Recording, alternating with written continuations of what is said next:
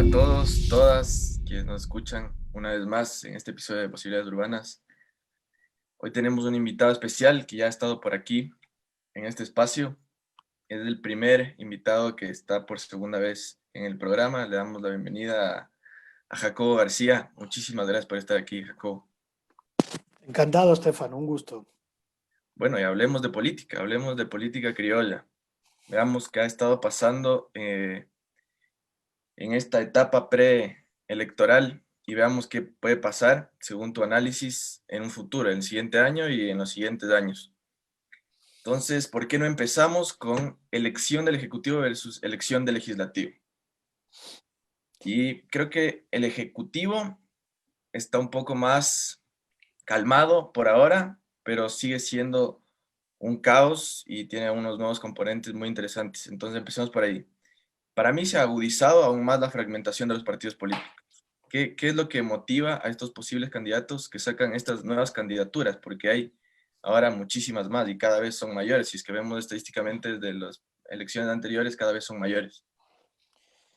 Bueno, a ver, una de las características, creo yo, del sistema político ecuatoriano, de las elecciones y de la propia Asamblea o Congreso Nacional, es, te lo diría así, el clásico conflicto ejecutivo-legislativo, que es muy propio de los regímenes presidencialistas, ¿no? Como el nuestro. Es decir, estos conflictos siempre entre el gobierno, el jefe de Estado que representa ese gobierno y el poder de la Asamblea, donde a veces no coincide, ¿no? El color del jefe de Estado, la ideología del jefe de Estado o la fuerza en la que representa el jefe de Estado con la mayoría que se gesta en esa Asamblea, en ese Congreso, y esto genera serios problemas de gobernabilidad, genera serios conflictos.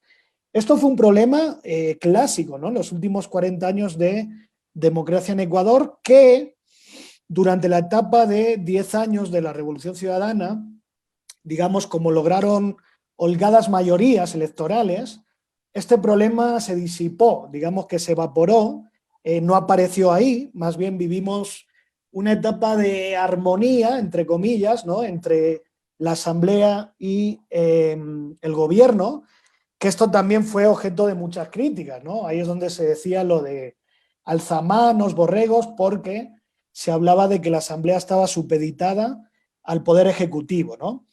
¿Por qué empiezo diciendo esto, Estefano? Porque me tengo la sensación de que vamos a volver a esa época, ¿no? Lo que estamos viendo en estas elecciones, con 18, bueno, ya no sé cuántos han quedado ahí de binomios, porque hasta que venga ahora la inscripción oficial y demás, y de hecho hoy uno, creo que Libertad es Pueblo bajó oficialmente su binomio, entonces vamos a ver todavía movimientos, pero ponle que sean 14, 15, no sé, ¿no? El hecho es que es la vez de la democracia con mayor número de binomios, ¿no? Y esto es síntoma del fraccionamiento que se nos viene. Y no porque los 18, 16 o 15 binomios representen realmente ideología, base social, músculo social y político, porque muchos de ellos no representan absolutamente nada, pero sí hay detrás un fraccionamiento que va a hacer muy difícil que el próximo gobierno, gane quien gane las elecciones, a presidente, va a ser muy difícil que tenga una mayoría en la Asamblea, ¿no? Entonces volvemos otra vez a esa época de donde los gobiernos son débiles, donde no cuentan con mayorías fijas, ¿no? Donde no cuentan con mayorías sólidas que den estabilidad a la legislatura, y esto va a ser un problema. Y además de ser un problema, ya es un incentivo para que algunas fuerzas políticas, creo yo, hasta se estén pensando si es bueno ganar estas elecciones o no. Porque tú imagínate, Estefano y amigos y amigas, ganar estas elecciones y hacerte cargo primero de un país en pedazos, ¿no? Sin un dólar, con las arcas públicas totalmente diezmadas, un ánimo social por los suelos, una economía absolutamente en coma, y a eso súmale encima no tener una mayoría para gobernar, ¿no? Una coalición para generar gobernabilidad clara. O sea, imagínate qué gobierno se le viene a quien gane las elecciones. Entonces, yo ya estos días estoy hasta hipotetizando que no sería raro decir que haya fuerzas políticas que realmente apuesten al legislativo, como decías tú al inicio del dilema que has presentado aquí. No sería raro pensar que apuesten todo a tener fuerza en la Asamblea y que el objetivo realmente no sea ganar la jefatura de Estado, es decir, hacerse con el Poder Ejecutivo. No sería raro porque en serio viene un panorama bien complejo, bien fraccionado, donde el siguiente gobierno no va a tener mucho margen de maniobra para sacar adelante el país. Entonces, a partir de aquí, pues si quieres, podemos seguir sumando cosas, discutiendo cosas, pero sí me parece importante enmarcarlo en este contexto, ¿no? De los errores se aprende, por lo menos esa debería ser la premisa. Y parece que aquí en este país no pasa lo mismo, o pasa lo contrario. Se supone que deberían, por gobiernos anteriores o por lo nefasto que pudo haber sido un gobierno para la perspectiva de todo un pueblo, si es que fuera así el caso y si es que así es el caso, deberían haber coaliciones entre gobiernos, deberían haber coaliciones entre partidos políticos que se junten para ir en contra de esto. Entonces, justamente parece que esa era la intención y vemos que está pasando lo contrario, que nuevas banderas políticas surgen, que no hay esa coalición en realidad que debería haber surgido entre, por lo menos, solo hay entre los dos partidos de derecha, que son los más fuertes y han venido teniendo la mayor fortaleza en los últimos tiempos. Pero de ahí nuevos partidos salen, ni siquiera sabemos con qué bandera política ni de qué tendencia política. Entonces eso nos deja con un poco de preocupación y sobre todo para saber qué errores son los que aprendimos. Para ti, ¿cuáles errores son los que hemos aprendido y cómo los estamos resurciendo si es que fuera el caso?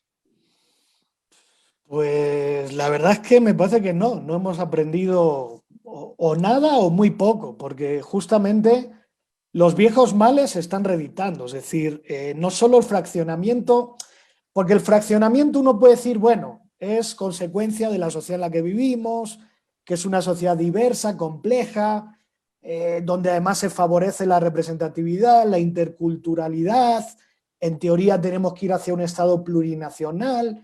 Entonces, bueno, podríamos decir que esto es rasgo, ¿no?, de nuestro país, de la historia, la cultura, pero va más allá de esto. El problema que yo veo es, más allá del fraccionamiento, primero la inmadurez que hay en las fuerzas políticas. Es decir, eh, cuando vemos que el propósito de, bueno, estos 3 años de gobierno, sin irnos más lejos, o sea, el único propósito, el único leitmotiv, el único objetivo de la coalición de poder ha sido enterrar al correísmo, perseguir al correísmo, destruir todo lo que hizo el correísmo, sea bueno o malo, pues eso ya te da una primera señal de que no te esperes algo muy bueno ahora.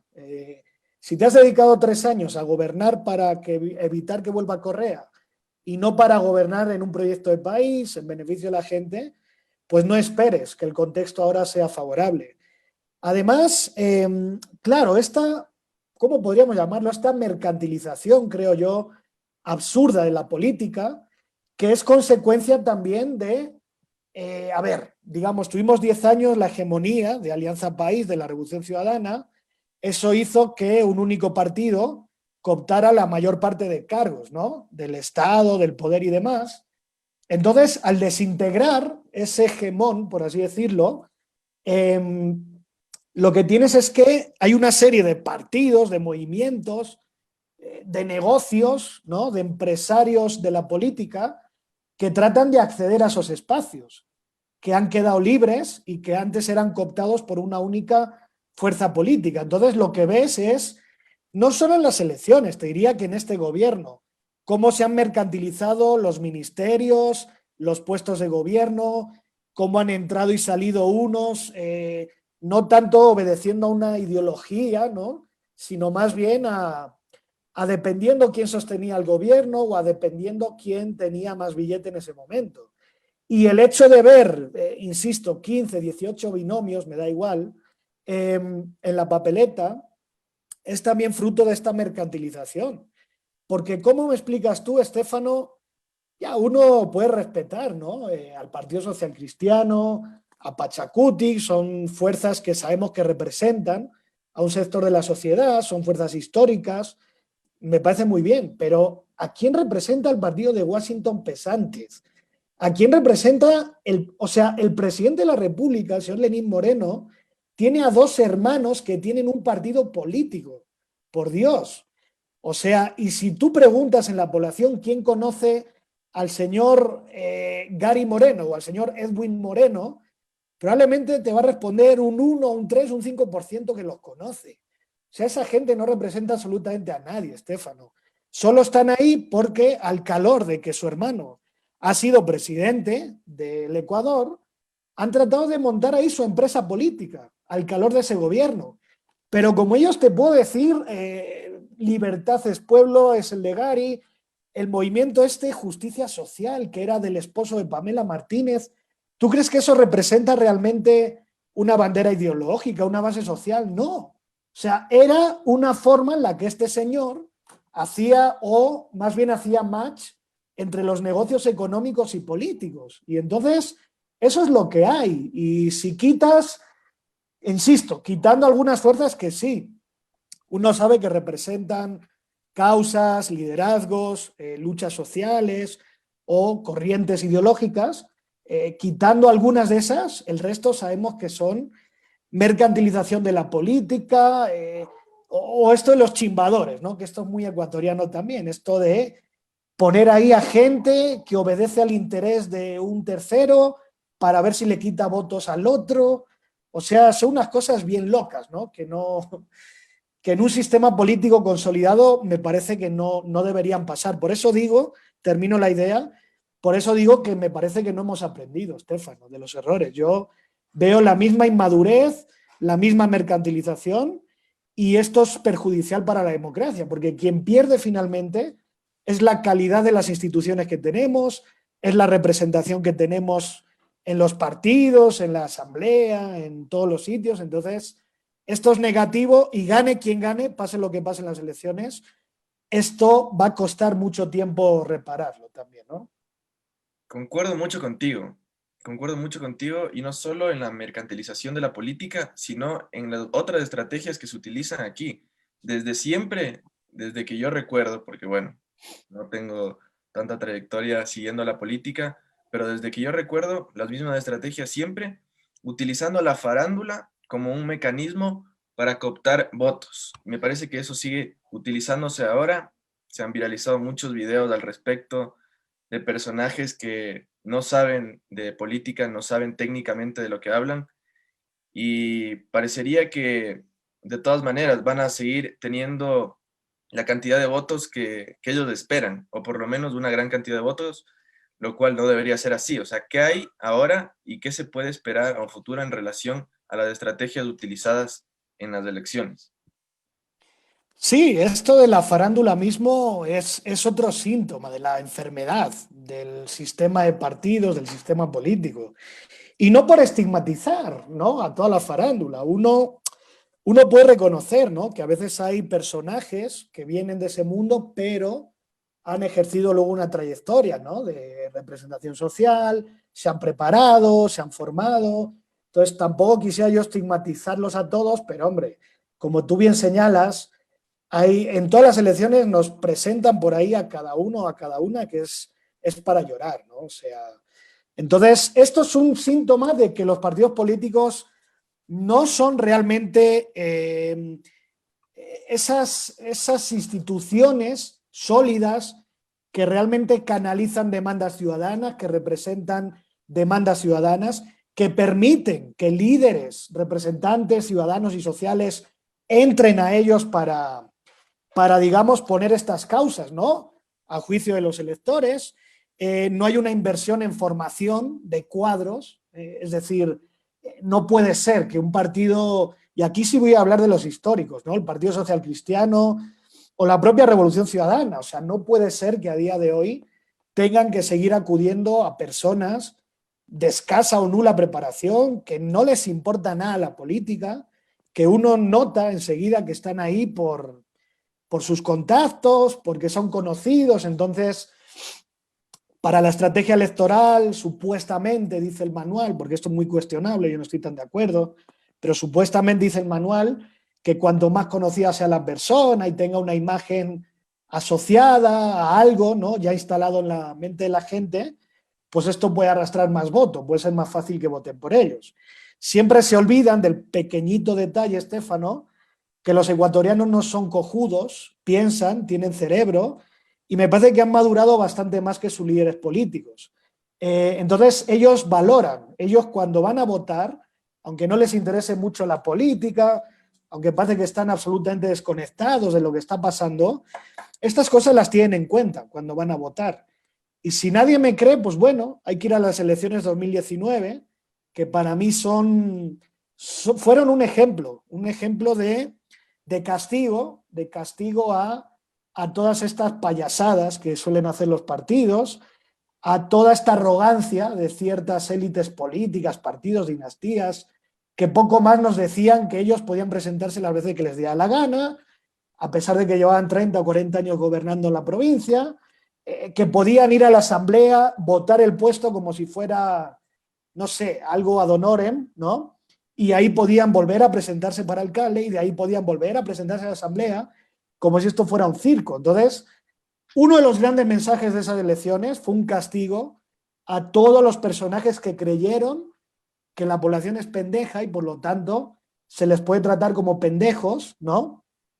Y solo por nuestra cara bonita, por ser famosos, por ser conocidos, o porque ya fuimos políticos que gobernaron en una ciudad o provincia, solo por eso pues ya la gente nos va a dar el voto. Entonces, por eso digo que esto siempre es un arma de doble filo y me parece que en esto la gente ha madurado bastante más que los partidos políticos. Entonces, veamos qué va a pasar, veamos cuántos de estos candidatos aparecen por ahí. Creo que no hay tantos como en otros años, pero claro, es que tampoco quiere decir esto que el resto de candidatos que se han puesto necesariamente responden a un perfil de preparación, de que representan realmente los intereses de la gente, ¿no? O sí, todavía está por ver, para eso está todo este tiempo preelectoral y la campaña, para que se presenten y para que nos cuenten quiénes son y por qué están ahí, ¿no? No estoy tan de acuerdo con algo que dijiste acerca de la madurez simétrica o asimétrica que hay entre ciudadanos y sus políticos. Me parece que nosotros, como dice ya un dicho que es casi profético de nuestro país, nos merecemos a nuestros políticos y me parece que podemos evidenciar eso todos los días. O sea, yo soy de la idea de que se deben instaurar leyes y nuestros sistemas políticos deben especificar los reglamentos que nosotros debemos como ciudadanos empezar a integrar a nuestras vidas. Y eso ha pasado muy paulatinamente, me parece que sí han habido cambios, pero nuestros sistemas de compra pública y nuestros sistemas públicos en general y la maquinaria pública en general, nosotros le vemos con ojos de no tan serio. Entonces, partiendo de ahí, no es, no es tan asimétrica, me parece que es bastante simétrica la relación que tenemos nosotros hacia los presidentes, hacia las campañas y hacia los políticos en general. Y bueno, volviendo a estos mecanismos estratégicos que utilizan ahora o que se utilizan, la judicialización de la política ha sido pan de cada día. No sé si es desde hace mucho, me parece que mucho más ahora. No sé cuál es tu óptica respecto a esto. ¿Es ahora una herramienta utilizada a causa de los últimos gobiernos? O sea, por culpa de ellos, ¿o es un fenómeno cultural y temporal con pocas posibilidades de desaparecer pronto? ¿Cuál es tu diagnóstico del terreno político a cara a estas elecciones? Sí, muy interesante. Permíteme añadir una cosa a lo que dijiste. Yo creo que sí tienes razón. No hay tanta distancia finalmente entre los problemas de la inmadurez de los políticos y el alejamiento de los ciudadanos. Yo me refería más al hablar del ciudadano como votante, ¿no?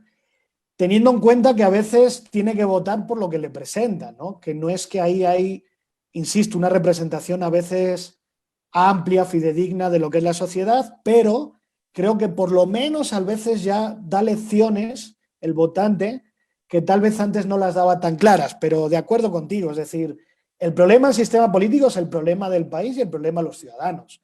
Hay políticos corruptos porque hay corrupción en la sociedad y no solo hay corrupción en la sociedad, hay corrupción tolerada, o sea, y yo vuelvo al ejemplo de siempre, yo tengo amigos que siempre se quejan del político corrupto, pero luego voy de viaje con ellos y le dan $20 de coima a la gente. O sea, eso es corrupción. No serán las coimas de Odebrecht, pero eso es corrupción. Entonces, en fin, no entro más en detalle en esto, creo que tienes razón, y es un tema de corresponsabilidad, ¿no? Ciudadanos y políticos. Judicialización de la política. Yo creo que hay como dos corrientes, ¿no? Para explicar esto en el contexto actual del Ecuador. Una corriente yo creo que te va a decir que desde la génesis, ¿no?, de la nación, desde el origen del Estado, de la nación del Ecuador, desde más o menos 1830, que se instaura un poco ya algo sólido, ¿no?, en cuanto a régimen político y demás. Hay quien dice que esto ha sido la nota predominante y característica, ¿no? Bajo una fórmula, bajo otra, obviamente no es lo mismo el régimen político de hace casi 200 años que el de ahora, ¿no?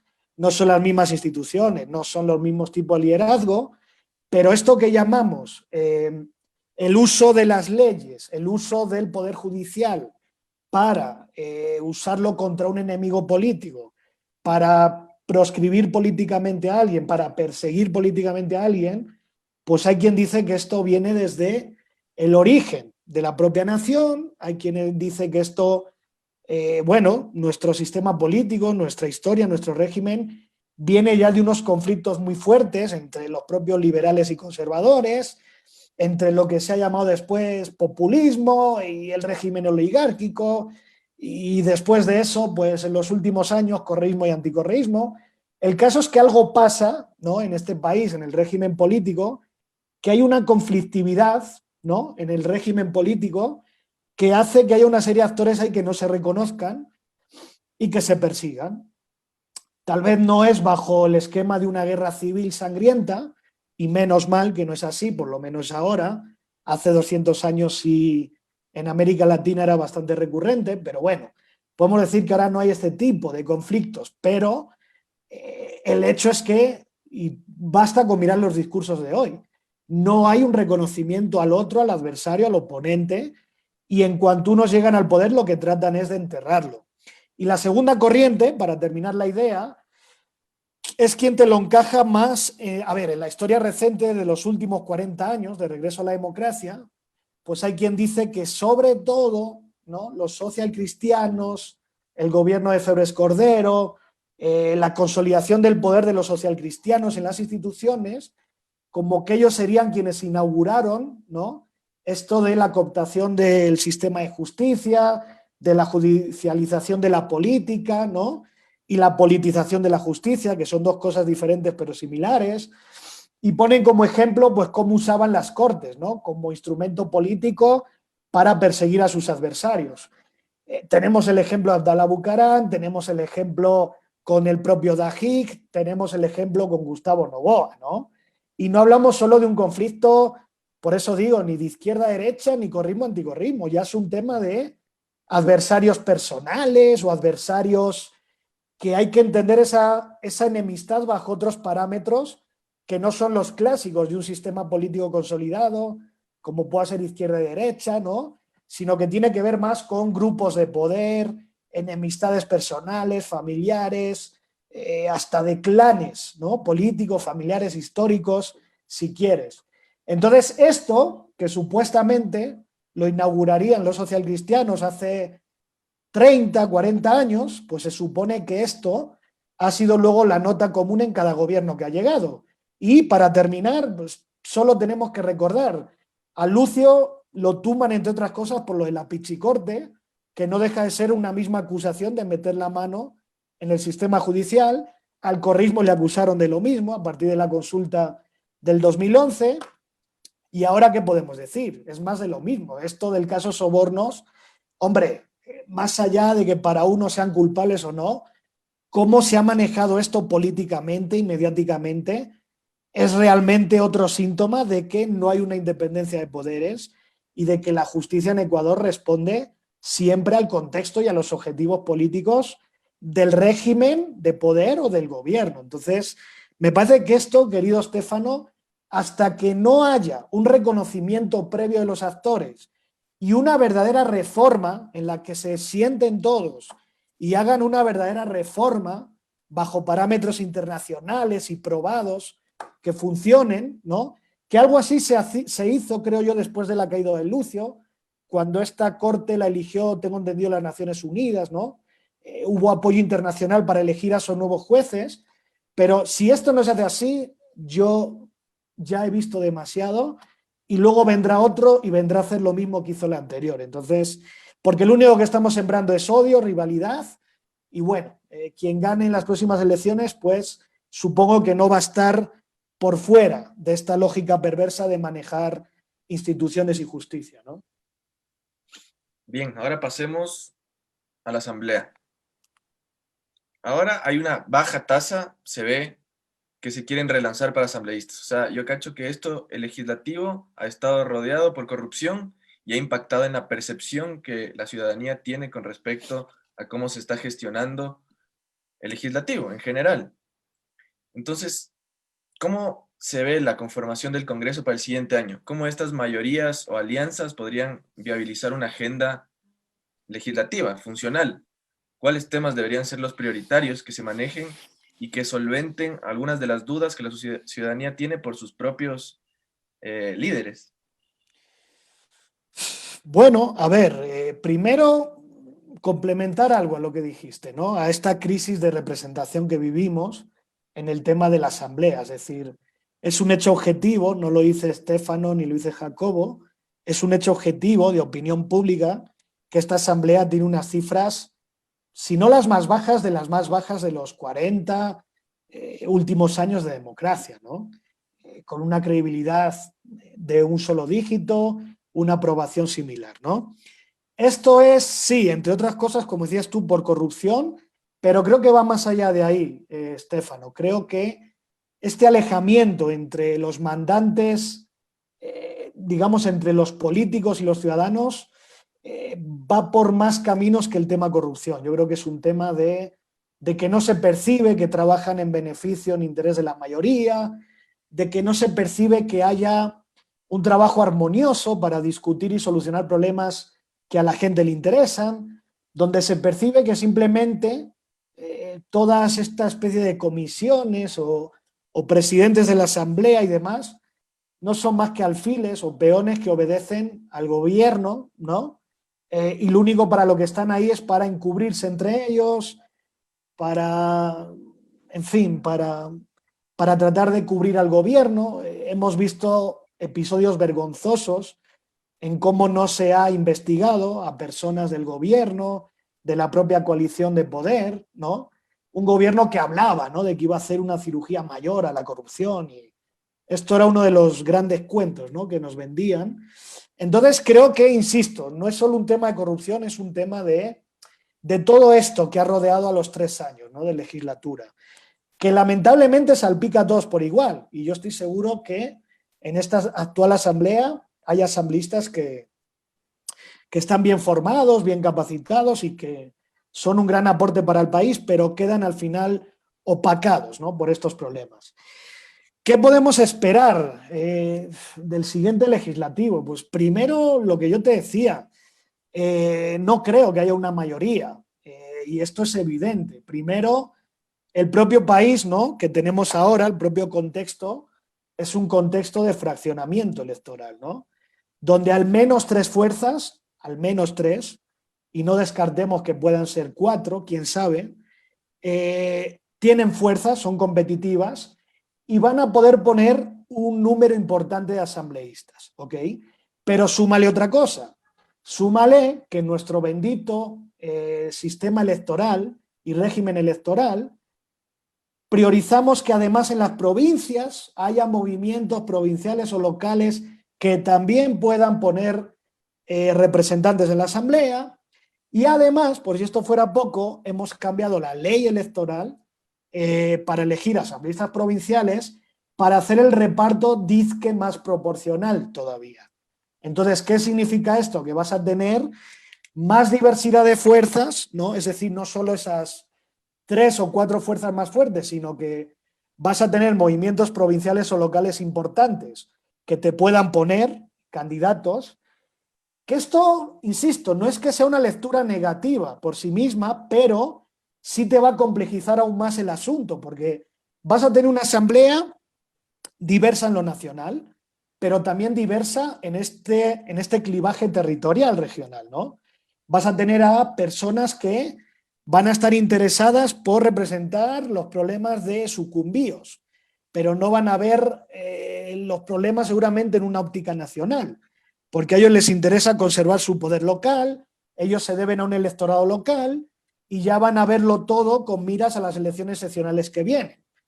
Entonces vas a tener eso, vas a tener fraccionamiento, vas a hacer que no hay un sistema electoral que premie a las grandes mayorías, entonces vas a tener, insisto, una asamblea fraccionada, donde probablemente no haya una mayoría clara y donde haya que construir una gobernabilidad. Y aquí termino con esta idea.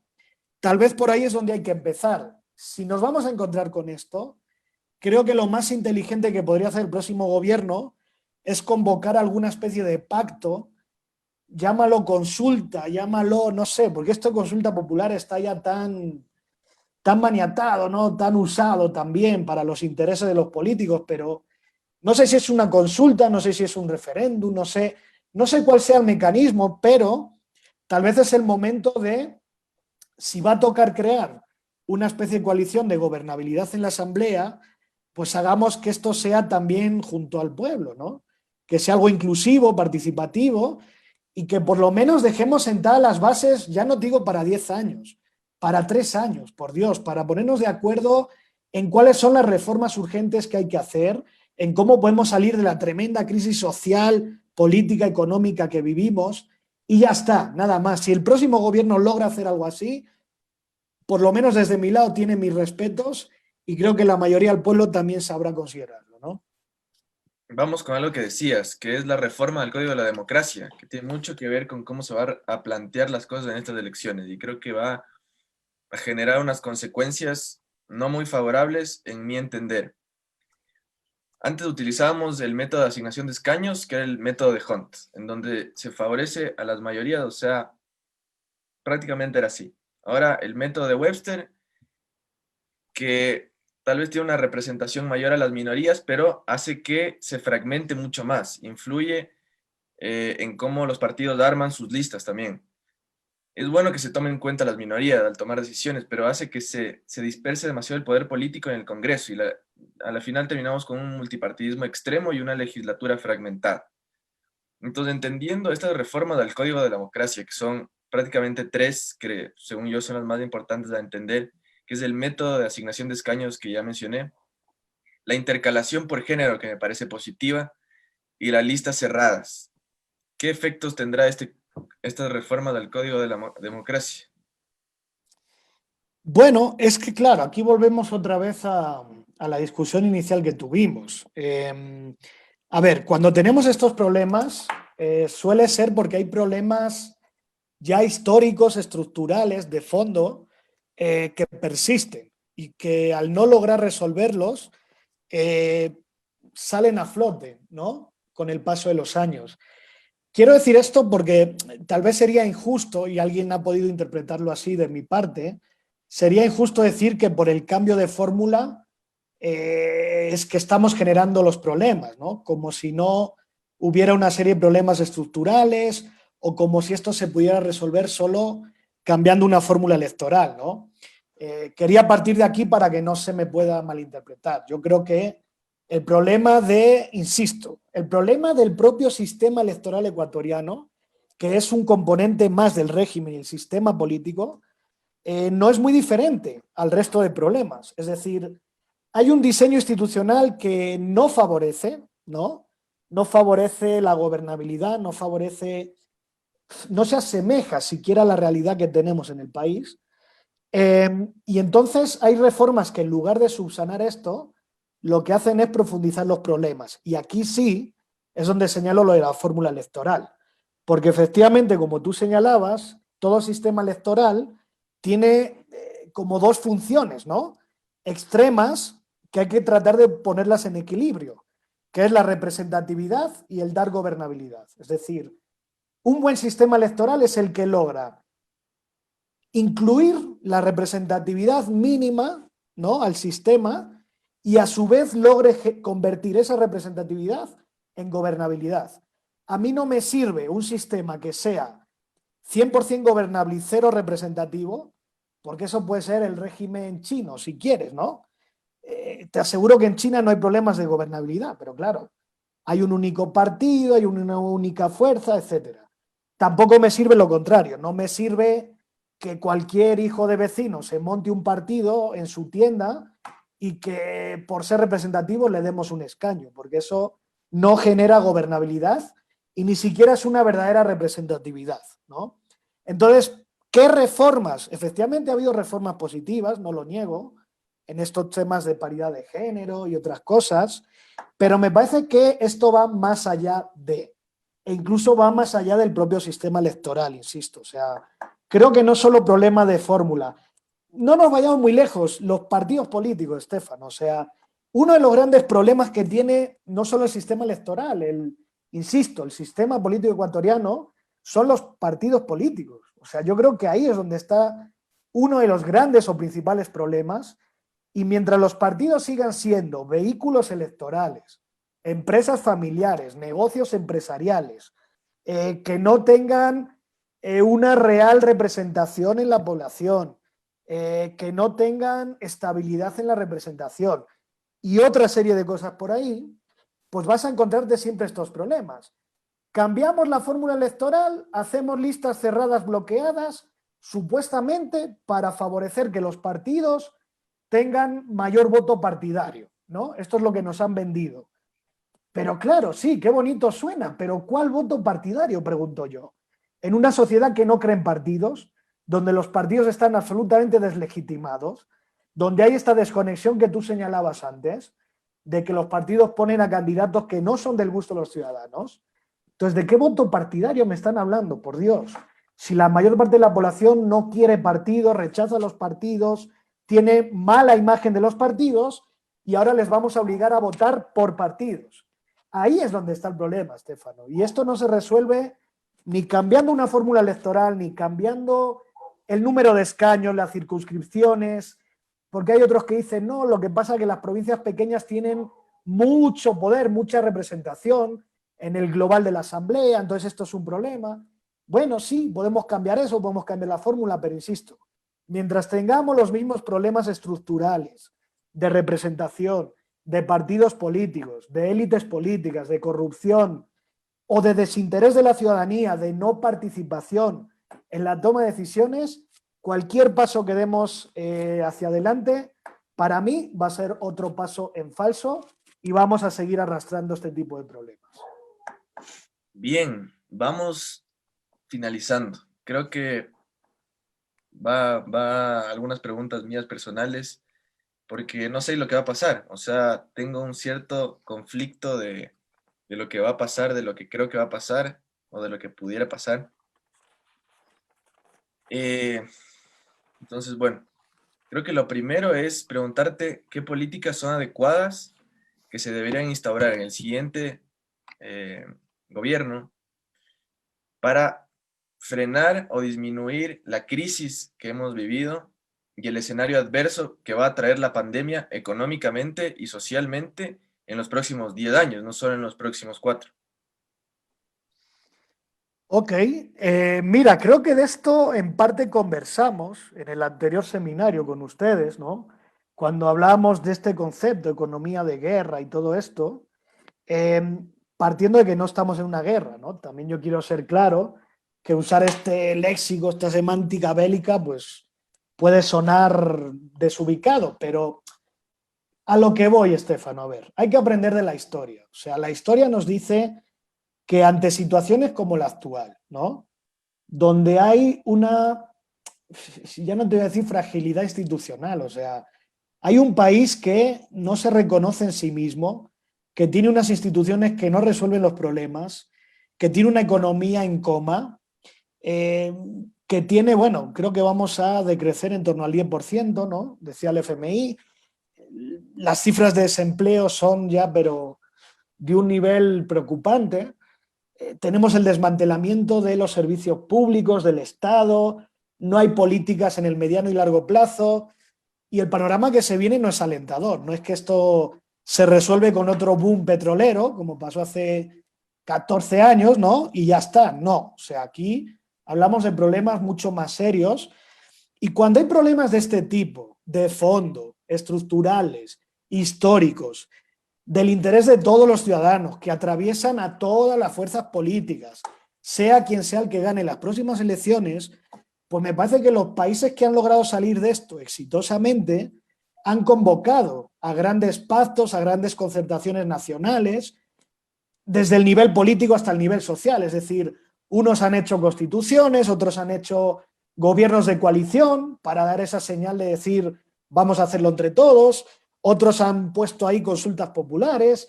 O sea, por eso digo, la fórmula hay que buscarla, es discutible, pero hay que tener por lo menos el propósito, es lo que digo yo, de decir, esto es demasiado complejo, vamos a hacer ya las cosas bien y en serio, vamos a incluir a la ciudadanía y vamos a poner los pilares en el tema de economía, en el tema de educación, en el tema de salud, en los 4 o 5 temas primordiales para el país, ¿no? Que al menos nos logre decir en los próximos 4 años por aquí vamos a ir y no se va a tocar, punto. No es que luego el presidente traiciona al otro, entra otra coalición de poder y cambiamos todo, no. Es decir, esto que sea un pacto aquí grabado en piedra, ¿no? Y ese pacto nos lo comemos todos para los 4 años y logramos generar un mínimo de estabilidad, Estefano. Para mí, la palabra clave que debería definir el próximo gobierno, las políticas que tome el próximo gobierno, es crear un mínimo de confianza y de estabilidad, por Dios. O sea, si no, no va a haber forma de salir de la crisis económica, ni de la crisis social, ni va a llegar inversión, y las instituciones van a seguir sin representar a la gente. O sea, o logramos generar, dar el mensaje al mundo de que somos capaces de ponernos de acuerdo, de que tenemos un país con un plan medio consensuado, ¿no? Para ponernos de acuerdo y trabajar en conjunto, o si no, dime tú quién va a querer venir a invertir aquí. Nadie, absolutamente nadie.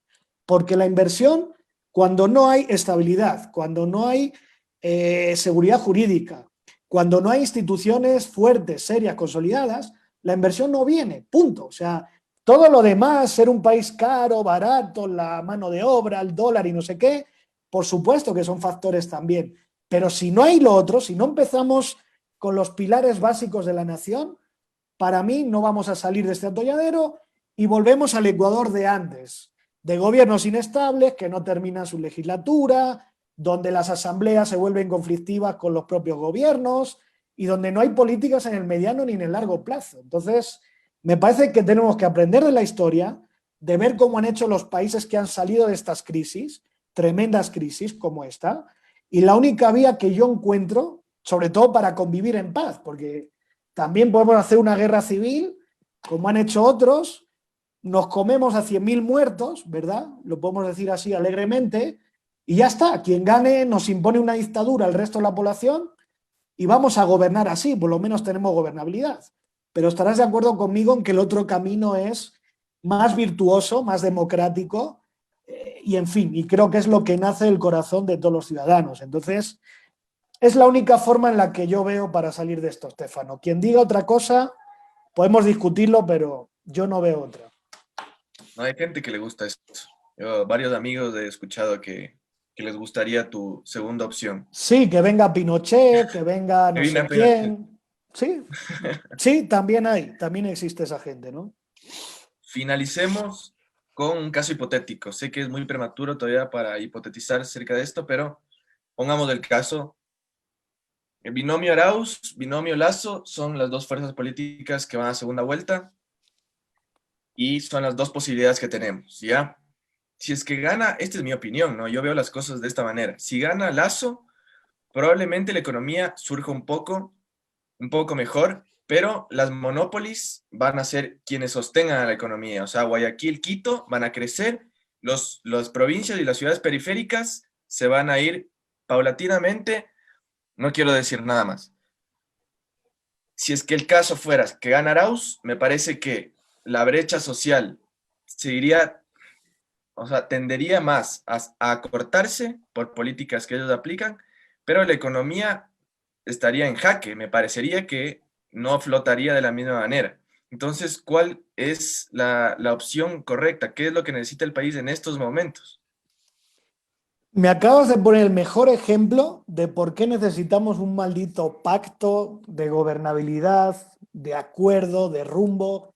Es eso, Estefano. O sea, es tomar lo mejor que puede aportar cada uno. Yo estoy absolutamente de acuerdo contigo en que ninguna de estas dos fuerzas por sí mismas puede solucionar los problemas del país. Porque probablemente, sí, yo estoy de acuerdo contigo, a ver, porque no es solo Lasso, ¿no? Ojo, o sea, esta coalición de socialcristianos y Lasso, que es inédita en la historia del país, pone por primera vez en conjunto a sectores dispares de la economía como el sector financiero, el sector productivo, importadores, exportadores, élites serranas, élites costeñas.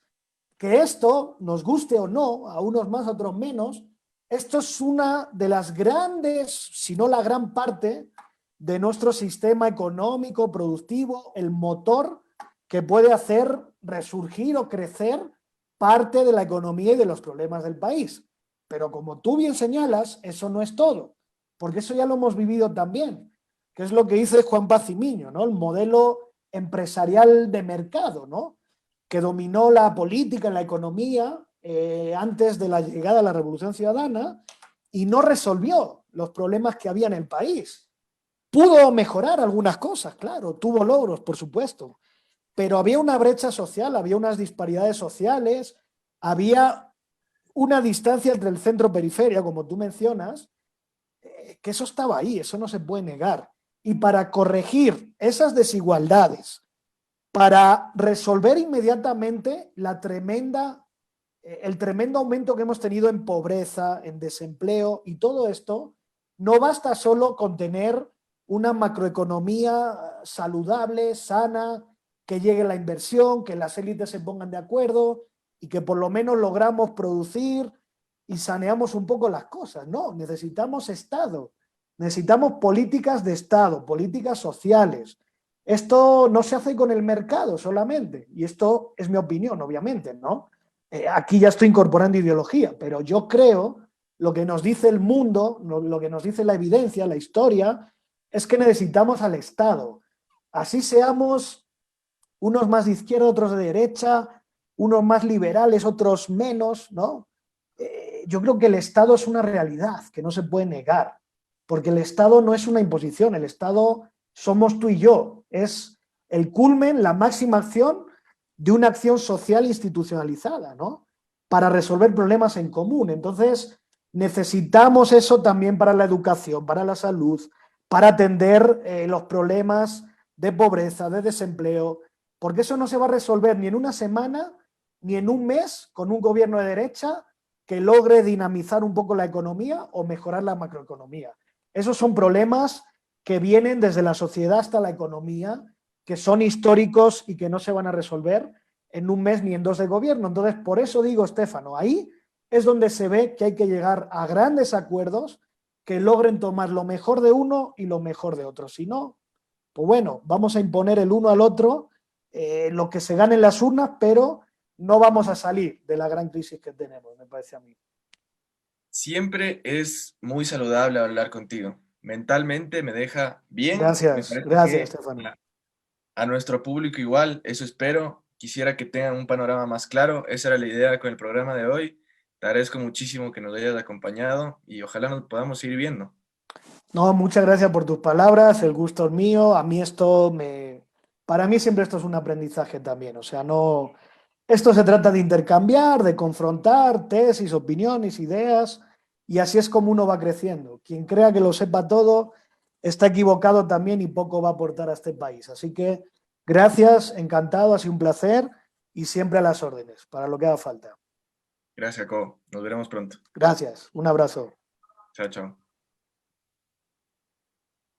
Bueno, y les invitamos a que sigan a Posibilidades Urbanas, a que sigan Aquilas, reinventemos la educación superior, compartamos ideas, como dice Jacobo, el intercambio está el surgimiento y el crecimiento y la construcción de la sociedad, y necesitamos de su aporte, necesitamos de la unión, y quedan invitados la próxima semana. Vamos a tener un invitado muy especial, espérenlo, Los próximos días sacamos. Chao, chao.